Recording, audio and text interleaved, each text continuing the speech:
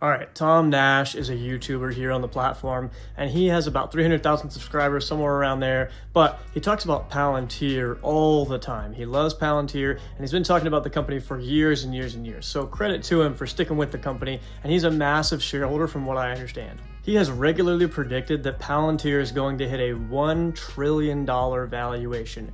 Given the fact that we're at about 30 billion, somewhere around there, depending upon the time you're watching this video, that would be more than a 30x from here. That's like a 3,000% gain. So if this does play out, that's going to be absolutely life-changing money for anyone who owns Palantir shares right now. But let me be clear about this before we dive into this. That is a huge claim to say that this company is going to hit a $1 trillion valuation. I don't know the exact time frame he puts on it. I don't really watch his content all that much, but I know he predicts that Palantir is going to hit a $1 trillion valuation. So I want to give my take on this. I want to say, is Tom Nash right? Is Tom Nash wrong? What's my opinion on it? I'm going to talk about that in this video, but before we get into all that, thank you for being here. I'm Austin. I'm a co-owner of cloudbusinesssuite.com. I'm a stock market investor, and definitely most importantly for this video, I'm a Palantir shareholder. At one point, Palantir was my number 2 position. I believe now it's dropped down to about number 3 since we've seen a little bit of pain after that Q2 earnings report. I first opened my position about 2 months after the company went public through their DPO, and then I was a very, very heavy buyer, somewhere around the $8 to $6 range. I was buying shares in a massive way. I have fully built my position. I might be a buyer at some point again in the future if we see any pain, but for now, I'm just a holder. Real quick, the channel's sitting around the 1,900 subscriber mark. Help us out on the road to 2,000. If you're not one of those subscribers already, hit that subscribe button and drop a like for me. If you're back and you're already subscribed, I appreciate you in a major way. As a thank you for being subscribed, here's a picture of my new dog. We just got a puppy. Her name is Penny. She's a sweet girl. She's a standard poodle for those who are interested, and she thanks you for subscribing. Okay, let's get into this. So Palantir to $1 trillion. And what people are saying is that Palantir stock price is going to hit $500 at the same time the market cap hits $1 trillion. I've got an interesting take on that as well, but I'll talk about that here in just a little bit. If you're looking for a deep dive of Palantir's business model and the specifics of the business, this is not the video. I'm going to stay very numbers focused for this. If you want those Palantir breakdown videos on the business model and their products, go ahead and check out other videos that are on my channel, but this one is going to be very focused on the numbers. So we know that Palantir is now profitable. They've had 3 quarters in a row of GAAP profits as it relates to net income and as a result EPS, and they've had 2 quarters in a row of income from operations being positive. So they're certainly moving in the right direction. The business fundamentals are getting better and better quarter in and quarter out. The balance sheet's in an amazing spot. They've got over $3 billion in assets and no debt on the books other than some short-term lease liabilities and deferred revenue. And of course those long-term lease liabilities. So right now, Palantir, as I'm recording this video, is sitting around a $32 billion market cap. So we'd have to have a 30x, by the way, to get up to that $1 trillion market cap range. And the company's projected to have about $2.2 billion of revenue this year for full year 2023. And when we relate that market cap to the revenue, that gives us a price to sales of about a 16, somewhere around there.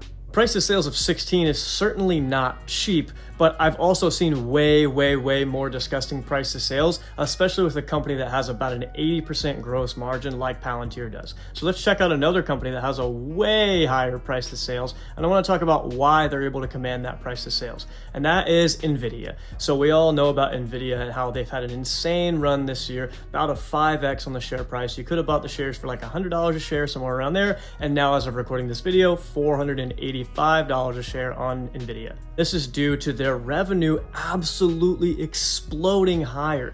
They 2x their revenue just this year alone. So the current year estimates are for over 100% gain in the revenue category alone. I personally have never seen numbers like that from a company that's public in the market, much less an absolutely massive company already that's commanding that $1 trillion market cap. So this is unprecedented growth that Palantir absolutely cannot match. Pretty much no public company can match. So I'm not hating on Palantir for that, but NVIDIA's growth right now is absolutely ridiculous, and that's why they're able to command this price to sales of a 37. That is a massive price to sales. But that's on a trailing basis. On a forward basis, it's going to be about half of that because their revenue is about to 2x over the course of 2023. So the forward price to sales really doesn't look all that terrible on NVIDIA. I'm not saying it's an attractive valuation, but it's not as disgusting as, like, let's say this 37 right here. So past that, pretty much the only thing that Palantir has over NVIDIA, as in fundamentally better than NVIDIA, is their gross margin numbers. So gross profit margin for NVIDIA is about 70%, and the gross profit margin for Palantir is just under 80% right now. So assuming NVIDIA can hold these revenue rates strong, they're probably going to be above $50 billion for full year 2023.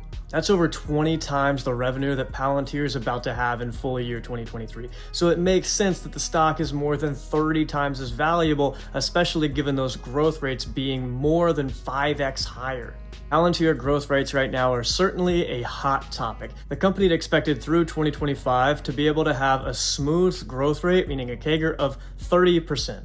Seeing multiple quarters around 15% or lower on the revenue growth side, and now the current year being projected at a 16% growth, that means we're going to have to see an insane reacceleration of growth in 2024 and in 2025 in order to see that 30% CAGR that the management team had guided for multiple quarters in a row. And Wall Street in general is not really believing that 30% CAGR story. And one of those reasons is because the management team has kind of dropped off from talking about that. I haven't heard Alex Karp talk about that 30% growth rate in quite a while now. I heard one question about it, and he pretty much said, my legal team will shoot me if I answer questions about that.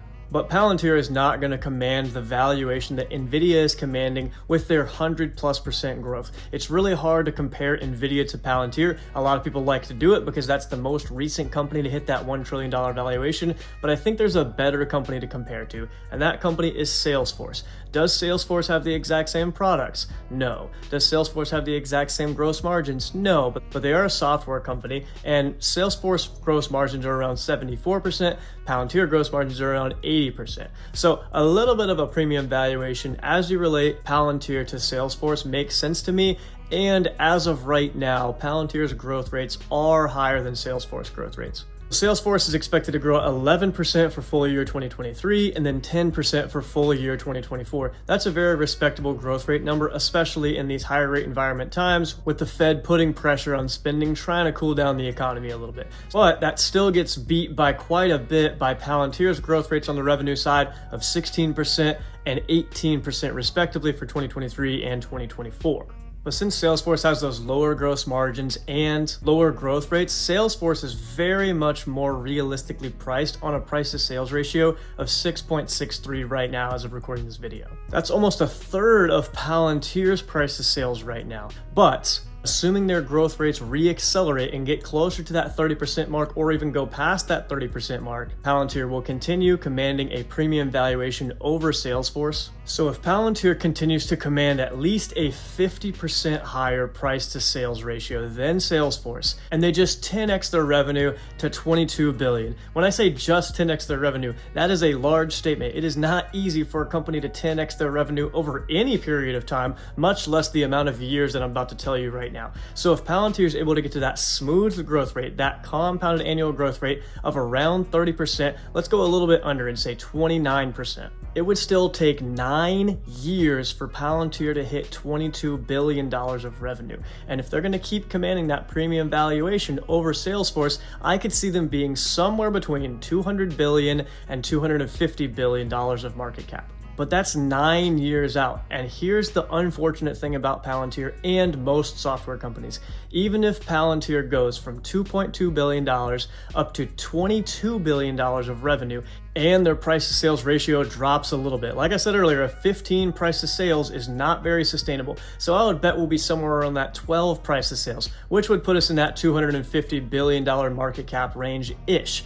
But Palantir is known to be a serial share diluter. They issue more shares very regularly. Every single quarter, they're diluting shareholder equity. What happens with this, since stock price is determined by market cap divided by shares outstanding, if we increase the shares outstanding because we're issuing more shares, that effectively brings the stock price down. So even if the revenue is 10x, and even if the market cap 10x is as a result or somewhere around there, because the price to sales ratio stays pretty elevated, somewhere between 11, 12, maybe 13. By the way, that's still a very high price to sales ratio. That would be about an 8 or 9x of the market cap. But if Palantir keeps on issuing shares in a massive way like they have been, yes, the stock-based compensation has dropped a lot, but I would bet they're still going to issue more and more shares as the quarters go on. It's going to decrease, but it doesn't mean they're not issuing more shares. They're they're still diluting shareholder equity. So if the market cap 8x's, you and I might only get a 7x or a 6x, or if it gets really bad, maybe a 5x. That's still life-changing, very, very, very good return on a stock over a 9-year period, but it's nowhere near that 30x that Tom Nash is predicting with the $1 trillion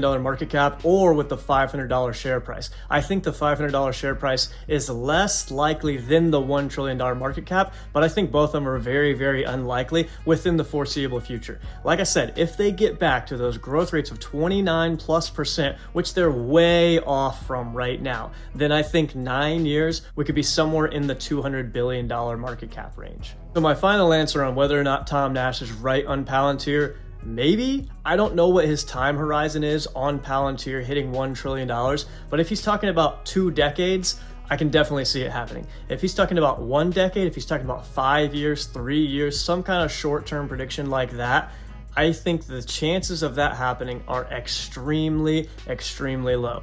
Does that mean you should sell Palantir stock right now? No. A 5x, a 6x, 8x, 10x, 15x on your money, if you think his predictions are double too high, if you think his predictions are 4x too high, etc., you can still make crazy money on this stock if you hold it for the long term and you see those growth rates getting back to that 30%. Palantir is probably going to be a great returner over time. I definitely don't see it hitting a market cap of $1 trillion this decade, and I think it's even less likely that it hits $500 per share inside of this decade because of that share dilution I was talking about. I more so see somewhere around a $250 billion market cap with a price to sales somewhere around 11 to 12, which would mean the revenue is going to have to be about $20 billion to $22 billion over the next 9 years, which would mean a growth rate pretty dang close to 30% on a compounded annual basis, which is that smooth growth rate. Some years might be way lower than 30%, some years might be way higher than 30%. For Palantir to hit these levels, we have to have some years that are substantially higher than 30% based on what we've seen over the last few quarters. So much love out there to Tom Nash, but I don't see this company hitting $1 trillion valuation anytime soon. If he's talking about 2 decades from now, I can see a possibility for it. If he's talking about this decade, I think it's very, very unlikely that we see that happen. But like I said, you can still make life-changing money in Palantir stock if you believe in the company, if you think these growth rates are going to get back to where they are, if you think it's going to keep on commanding that premium valuation over its peers. So that's my take on it. I will still be holding Palantir shares for a very long time, at least 1 decade. I'm going to be holding these Palantir shares. So I can't wait to see how the story plays out, but I just want to dampen some people's expectations a little bit, disagree with this popular YouTuber, Tom Nash, and say I don't think it's going to hit a $1 trillion valuation, but that doesn't mean I don't want to own the stock. I still want to own the stock. I just don't think it's going to be a 30x anytime soon. That's all I got for you in this video. Let me know what you're doing with Palantir shares. Tell me if you agree with Tom Nash, or if you agree with my projections, or if you think it's way lower, way higher, somewhere in between. I want to hear your take on it. I appreciate you being here in a big way. Thank you for subscribing. Have a great day.